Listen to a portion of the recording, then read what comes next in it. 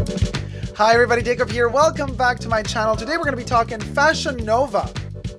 Paying millions to settle something. What that is, you're going to find out in just a second. Subscribe to my channel here on YouTube. Push the join button next to the subscription button. Become a member today. Gain access to extra perks. You can also join me on Patreon. Super Dacob all spelled together. Join me there for extra perks. Thank you to my members and patrons who have already pledged. This video is being filmed live in front of a virtual audience. I live stream every Saturday. You are all invited to join in the chats. And if I can blend in my chats, that would be great. So you guys, welcome everybody. Okay, Fashion Nova. As reported by Fashion United UK, Fashion Nova is to pay $4.2 million to settle allegations regarding suppressed reviews. This is sketchy AF. You know, Trisha Paytas was often allegedly sponsored by them or bought from them, loved to work with them. Well, now it turns out that fast fashion retailer Fashion Nova is set to settle allegations by the Federal Trade Commission, FTC, which accused the brand of blocking negative reviews of its products on its website. Oh my God, this is like so ratchet. A complaint filed by the FTC primarily alleged the online retailer was misrepresenting its product reviews as ones submitted by all purchasers. However, it later discovered that that reviews lower than 4 stars out of 5 were being suppressed. According to the organization, it is the first case it has worked on involving a company concealing negative reviews. The complaint alleges Fashion Nova used a third-party online product review management interface, automatically posting only positive reviews to its website and holding negative reviews for the retailer's approval. It noted that since 2015 and until November 2019, that's 4 years, since 2015 until November 2019, that's like 2 years, you guys. Oh, the math of it all. Fashion Nova never approved or posted negative reviews. Deceptive review practices cheat consumers, undercut honest businesses, and pollute online commerce, said Samuel Levine, director of the FTC's Bureau of Consumer Protection, in a statement. Fashion Nova is being held accountable for the practices and other firms should take note. To settle the allegations, Fashion Nova will be required to pay $4.2 million for the harm consumers have incurred. The retailer will also be prohibited from making further misrepresentations regarding customer reviews or other endorsements. It will be mandated to post all customer reviews of products being sold with the exception of irrelevant or obscene content. Past allegations. It is the second time the FTC has brought a case against Fashion Nova to the limelight. In April 2020, the organization revealed the retailer had agreed to pay $9.3 million to settle allegations regarding the company failing to notify consumers in the case of delayed deliveries and illegally using gift cards to compensate consumers for unshipped merchandise instead of providing refunds. The organization has also announced that it is sending letters to 10 companies offering review management services, placing them on notice for avoiding the publication of negative reviews. It has further released new guidance for online retailers and review platforms, educating them on key principles for collecting and publishing customer reviews in order to not mislead consumers. Now, Here's my point. $4.2 million. Fashion Nova will be required to pay $4.2 million for the harm consumers have incurred. First of all, this company is ginormous. $4.2 million is peanuts for them, allegedly. So first of all, if for 4 years you have been hiding your reviews, $4.2 million does not compensate for all the lying you've been doing to your customers for over 4 years. That's literally $1 million a year. Because, why am I saying this? Because you have millions of customers. So let's say you have 4 million customers that have been tricked by because they have only been given positive reviews.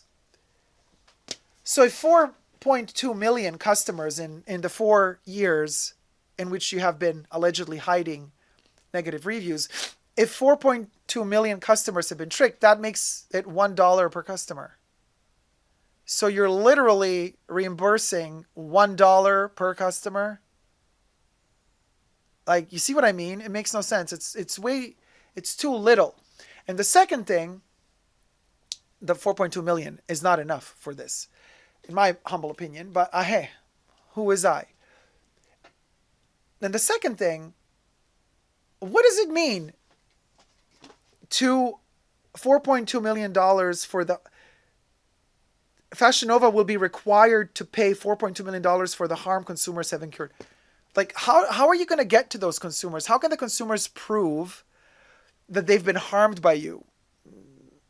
Just because they bought something from your website and didn't read a negative review about it? Or do they have to have had complained in the past? Like, what are the terms of this reimbursement? How are you going to give them the money, Fashion Nova? Like, do the consumers have to prove that they actually tried to publish a negative review and that the negative review was never then published, that it never went through? Not many people screenshot. You don't have proof. You know, when you type a review and you send it off, it's gone. There is no proof that you wrote a review. And even screenshots, you can manipulate them. So, like, how are you going to prove that you've been harmed by their misrepresentation of the reviews on their website, first of all? Second of all, 4.2 million for who? What are the criteria? Is every person that ever purchased anything on their website going to get some money back? If they have purchased something within that framework of the 4 years? Or how are they going to go about this? And then, of course, there's the whole legal situation. So, if it's $4.2 million, the legal fees are going to swallow almost half of it or 30% of it. And then whatever is left is then going to be given.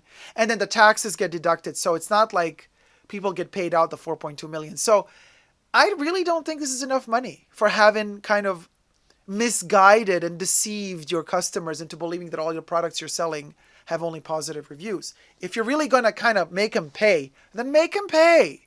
This feels to me like a decision that was made so that the press would shut up, the corporation would not get harmed, because this is also probably deductible from their taxes.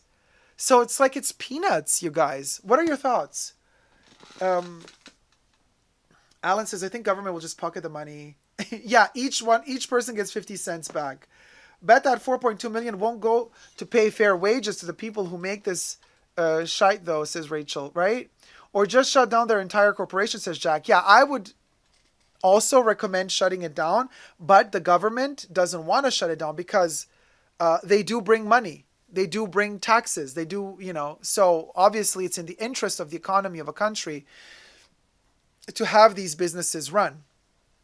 Because obviously the more successful this business is and the more money it makes and the more taxes the government collects. So it's kind of like the government should almost, the court, which is funded by the government, it's like the court should almost not have the right to decide this. The people should.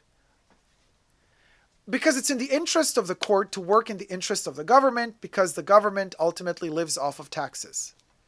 So you want to have a thriving business in your country because the thriving business is going to bring in taxes and it's going to bring in jobs and blah, blah, blah, blah, blah. And economy is more important than human beings, except we tend to forget that there is no economy if there are no human beings. Or do you think that the animal kingdom also lives off of the national bank